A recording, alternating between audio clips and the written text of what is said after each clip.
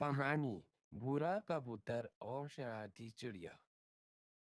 एक सुबह की बात है कि बड़े कबूतर दाना दुनकर इकट्ठा करने के लिए बाहर जाने की तैयारी कर रही थी और सारे बच्चे मासी कबूतरी के घर के पास बने चबूतरे पर खेलने के लिए जमा थे कि अचानक भोलू कबूतर की आवाज पूरे कबूतर चौक पर गूंजने लगी। सुनो, सुनो, सुनो, बबलू चाचा का एक्सीडेंट हो गया है। भोलू कबूतर का ऐलान खत्म भी नहीं हुआ था कि सारी कबूतर बबलू चाचा के घर की तरफ चल दिए।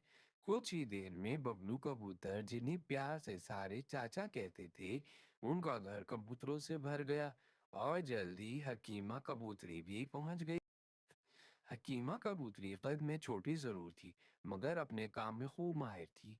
बबलू का जख्म देखकर हकीमा कबूतरी ने कुछ जड़ी बूटियों का रस निचोड़कर उसके जख्म पर लगा दिया, जिससे खून बहना तो फौरन रुक गया।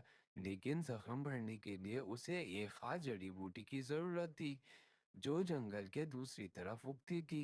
वो जड़ी बूटी लाने के लिए हकीमा कबूतरी ने अपने शागिर्द बूढ़े कबूतर को भेज दिया। शरीफ इब्ने शरीफ, क्या तलाश कर रहे हो? शरारती चिड़िया बूढ़े कबूतर को हमेशा तंजन इसी नाम से बुलाती थी। आज सुबह बबलू चाचा का एक्सीडेंट हो गया है, उनके इलाज के लिए एक खास जड़ी बूटी ढूंढ रहा हूँ। बूढ़े कबूतर ने नाराज हुए बगैर जवाब दिया। वाह भाई वाह, दूसरों की खिदमत वो भी आज के जमाने में कोई फायदा नहीं है। शरारती चिड़िया ने मुंह फुलाकर कहा। भूरा कबूतर मुस्कुराते हुए बोला, चिड़िया बहन, दूसरों की मदद किसी फायदे के लिए नहीं की जाती, बल्कि ये तो नेकी का काम है। भाई, ये मदद और नेकी तुम्हें मुबारक। मैं तो चली अपनी सहेली से मिलने। ये कहते हुए चिड़िया फुर से उड़ गई और कुछ देर बाद भूरा कबूतर भी जड़ी बूटी तलाश करके बबलू चाचा के घर पहुंच गया। दूसरे सुबह भी भूरा कबूतर जड़ी बूटी तलाश करने में मसरूफ था कि उसे एक चिड़िया गिरी हुई नजर आई। करीब जाकर देखा तो शरारती चिड़िया बेहोश पड़ी थी, जिसके पर बुरी तरह जख्मी थे। शरारती चिड़िया की यह हालत देखकर बूढ़े को बहुत अफसोस हुआ।